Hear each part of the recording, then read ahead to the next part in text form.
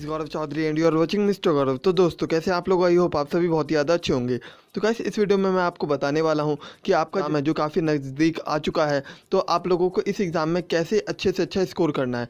काफ़ी सारे स्टूडेंट ऐसे हैं जिन्होंने अब तक इस एग्जामिनेशन के लिए बिल्कुल भी नहीं पढ़ा है, लेकिन वो फिर भी चाहते हैं कि मैं थोड़ा बहुत अच्छा स्कोर कर लूँ और कैसे भी करके कट ऑफ क्लियर कर लूँ इस एग्जामिनेशन की, मैं कैसे भी क्वालिफाई कर जाऊँ। तो उनके लिए क्या ट्रिक है, कैसे वो इस एग्ज़ाम को क्लियर कर सकते हैं, उसी टॉपिक में मैं आज इस वीडियो में बात करने वाला हूँ, जिसे हम कहते हैं गेस वर्क यानी तुक्का मारना। मैं आपको बताऊंगा कि तुक्का कैसे लगाते हैं, सही तरीका क्या है तुक्का लगाने का। ये सारी जानकारी अगर आपको चाहिए तो वीडियो को एंड तक जरूर देखना। अगर चैनल पर नए हो तो सब्सक्राइब करके बेल आइकन को प्रेस कर लो। तो चलिए वीडियो को शुरू करते हैं। गाइस सबसे पहले मैं आपको कुछ चीज़ें ऐसी बता देता हूँ जो कि आपको बिल्कुल भी नहीं करना है। तो अक्सर हम क्या कर देते हैं, जब भी हमें तुक्का लगाना होता है या गैस वर्क करना होता है, हमें क्वेश्चन नहीं समझ में आ रहा होता है या आंसर हमें नहीं पता चल रहा होता है, फिर भी हम चाहते हैं कि हम और भी क्वेश्चन करें, अटेम्प्ट करें, तब उस टाइम हम क्या कर देते हैं कि हम जय माता दी का यूज़ करते हैं। तो गाइस जय माता दी आपकी ज़्यादा हेल्प नहीं कर सकता, ठीक है ना। अगर आप ये सोच के करोगे कि हाँ इनमें से ये ऑप्शन ठीक है, ये ऑप्शन ठीक है, ऐसे ही लगा दोगे, तब इस केस में आपका आंसर सही होने के चांसेस बिल्कुल भी नहीं है, बिल्कुल जीरो चांसेस हैं सही होने के। हाँ अगर आपका लक अच्छा है, आप बहुत ही लकी हो सकता है आपका सारे के सारे आंसर सही हो जाएं, तो बात अलग है, लेकिन चांसेस बहुत ही कम है। और मेरे ख्याल से आपका आज तक कभी भी ऐसा सही नहीं हुआ होगा, आपने अगर तुक्का लगाया होगा तो गलत ही गया होगा। ज़्यादातर स्टूडेंट के साथ ऐसा ही होता है, कभी भी वो गैस वर्क करते हैं तो उनका गैस वर्क गलत ही जाता है, सही कभी होता ही नहीं है। तो कैसे आपको क्या करना है वो मैं इस वीडियो के अंदर बताऊंगा, लेकिन क्या नहीं करना है ये भी आपको सुनना बेहद ज़रूरी है। आप ऐसा बिल्कुल भी मत करना कि आप जय माता दी करके आ रहे हो या फिर ऐसे रैंडमली कोई भी टिक करके आ रहे हो, इससे आपका प्रॉब्लम होगा। प्रॉब्लम क्या होगी, आपके मार्क्स नेगेटिव में जाने के चांसेस और भी बढ़ सकते हैं, इवन जीरो भी नहीं नेगेटिव में और चले जाएंगे अगर आप ऐसा करोगे तो, ठीक है। तो ऐसा बिल्कुल भी नहीं करना है। उसके बाद आप बात करते हैं गैस कैसे करें, गैस वर्क कैसे करें, तुक्का कैसे लगाएं। तो चलिए स्टार्ट करते हैं। तो गैस सबसे पहले मैं आपको बता दूं, जब भी ऑब्जेक्टिव टाइप क्वेश्चन आपका सामने आता है तो उसमें सबसे पहले हमें क्या करना चाहिए, हमें ट्रू और फॉल्स सेलेक्ट करना आना चाहिए। कैसे करते हैं ये टेस्ट, जैसे हमारे पास 4 ऑप्शन है ABCD, तो हमें पता होना चाहिए ABCD में से ऐसे कौन से ऑप्शन है जो तो इस क्वेश्चन के आंसर हो ही नहीं सकते। इन चारों में से ऐसा कौन सा ऑप्शन है जो इस क्वेश्चन का आंसर बिल्कुल भी नहीं हो सकता, जिसे कि हम एलिमिनेशन मेथड कहते हैं, ठीक है ना, एलिमिनेट करना।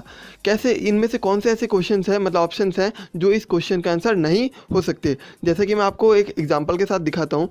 हमारे पास ये ऑप्शन है ABCD, ये मैथमेटिक्स से आपके सामने एक क्वेश्चन आएगा, उसमें आपको दिया होगा ऑप्शन 22, 13, 812 -42। तो ये आपके ऑप्शंस हैं। अब इसमें देखो कि कुछ ऑप्शंस ऐसे हैं जो हमें देख के पता लग रहा है यार ये तो नहीं हो सकता। अब मैं थोड़ा आपको क्वेश्चन सेट करने वाले की सोच बताता हूँ। जब भी आप खुद ही सोचो, आप जब भी क्वेश्चन सेट करते हो कोई या कोई टीचर सेट करता है तो वो क्या करता है, पहले वो ऑप्शन को रखता है जो एकदम नियरेस्ट हो, मतलब आंसर के एकदम नियरेस्ट आंसर जो होते हैं ना, उन ऑप्शन को ही फॉर्म करने की वो कोशिश करता है। ऐसा कम चांसेस है कि वो बहुत ही दूर दूर के आंसर लिखे। यानी अगर कोई ऑप्शन लिखा हुआ है, जैसे इसमें लिखा हुआ है 22, 13, 812 और -42, तो कैसे 22 और 13 ये थोड़े आसपास हैं, 812 बहुत दूर हो गया, -42 ये भी बहुत दूर हो गया, ठीक है ना। तो ये दोनों आंसर यानी C और D जो ऑप्शन है ये सही होने के चांसेस बहुत ही कम है। मैं ये नहीं कह रहा हूँ कि ये सही नहीं है, मे भी हो जाए सही, लेकिन चांसेस बहुत ही कम है इन दोनों के सही होने के। अगर आप पूछोगे कि इनमें से अगर मेरे को नहीं पता कि कौन सा आंसर सही है तो मैं किस पे टिक करूं, तो आप A या B में से किसी पे टिक कर सकते हो, ठीक है। तो आपका ऑप्शन मतलब क्वेश्चन सही होने के चांसेस बढ़ जाएंगे। C और D के सही होने के चांसेस काफ़ी ज़्यादा लो हैं। तो ये होता है हमारा एलिमिनेट मेथड या एलिमिनेशन मेथड। हमें एलिमिनेट करना बिल्कुल ही आना चाहिए, किस तरीके से हमें एलिमिनेट करते हैं।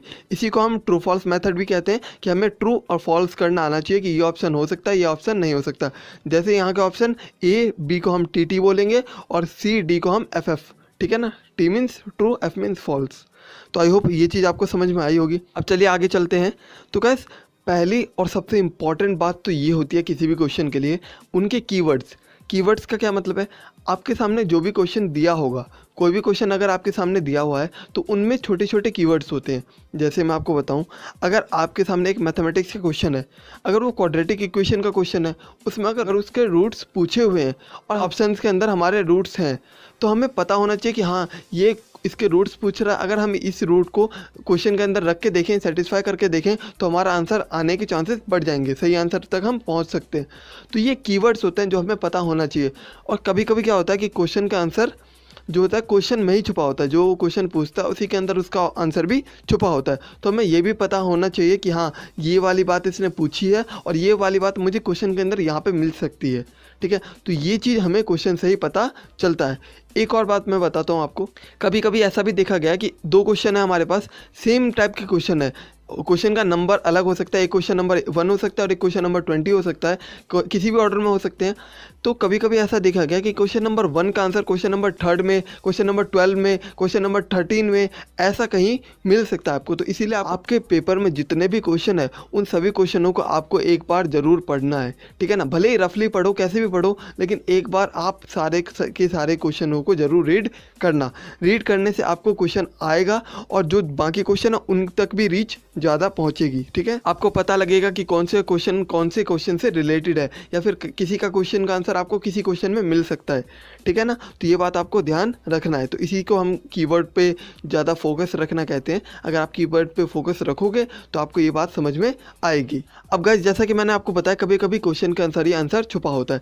जैसे मैं आपको बताऊँ, एक क्वेश्चन कुछ इस तरीके से पूछे जाते हैं कि ये मतलब कोई भी क्वेश्चन है उसकी यूनिट्स, आपको वो सेम क्वेश्चन का जो आंसर होगा उसमें डिफरेंट यूनिट के अंदर आपका आंसर लिखा होगा, ठीक है ना। 1 किलोमीटर पर आवर लिखा है, किलोमीटर पर आवर स्क्वायर लिखा है, ऐसे करके आपका लिखा होगा, ठीक है ना।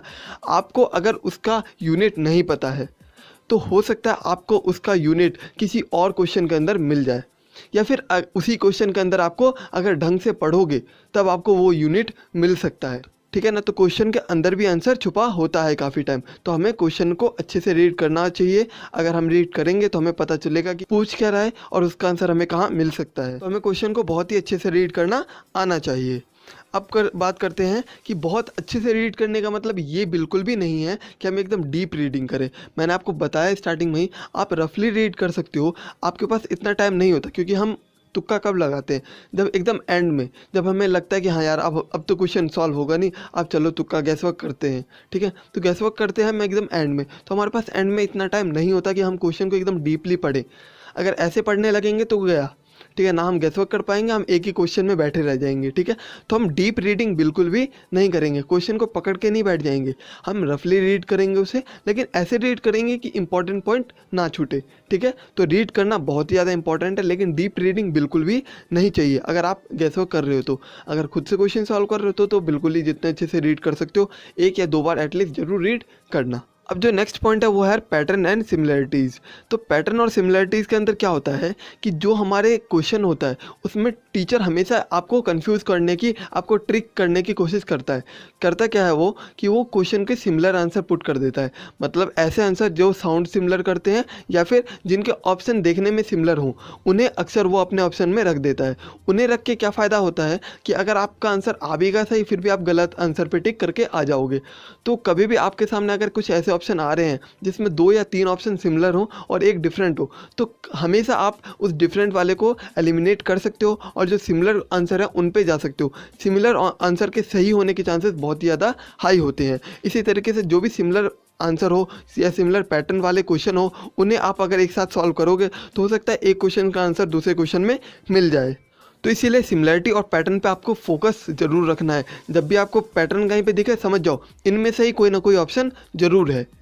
तो आई होप गाइज आपको ये सारी बातें अच्छे से क्लियर, वीडियो पसंद आई होगी। अगर वीडियो पसंद आई तो वीडियो को लाइक ज़रूर करना और कमेंट करके बताना कि आपको कोई और डाउट हो या किसी और टॉपिक पे वीडियो चाहिए, या फिर इस वीडियो को यार आप शेयर ज़रूर करना अपने फ्रेंड के साथ। और कोई कॉम्पिटिटिव एग्जाम देने वाले हैं तो उन तक इस वीडियो को शेयर ज़रूर करना, और आपके कुछ ऐसे फ्रेंड जो बिल्कुल भी नहीं पढ़ते तो उन तक इस वीडियो को ज़रूर पहुँचाना, ठीक है। और चैनल पर अगर नए हो तो सब्सक्राइब जरूर कर लेना ताकि आने वाली सभी वीडियो का अपडेट आपको मिलता रहे, और साथ में बेल आइकन को भी प्रेस कर लेना। तो चलिए मैं मिलता हूँ आपसे एक अगले वीडियो में।